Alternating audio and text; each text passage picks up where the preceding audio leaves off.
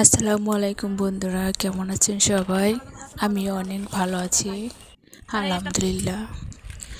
মায়ের হাতের পিঠা কে কে মিস করেন অবশ্যই বলবেন।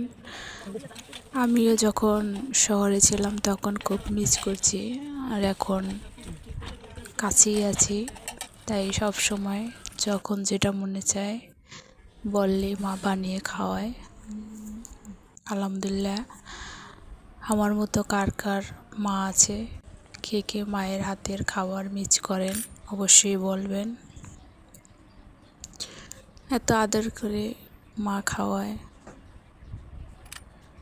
যা বলার মতো না। দেখেন পিঠাটা খুবই সুন্দর। আমাদের জেলায় পিঠাকে বলে কাটা পিঠা। আপনাদের জেলায় কার কার জেলায় কী নামে পরিচিত অবশ্যই বলবেন। পিঠাটা খেতে খুবই মজা, খুবই সুস্বাদু, দেখতেও খুবই সুন্দর।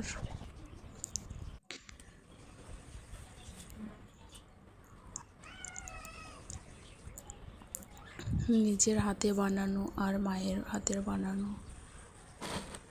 স্বাদই আলাদা। আমরা তো ছোটোবেলায় মা এর কাজ করা দেখে আমরা শিখেছি, বা আমরা এখনও পারি।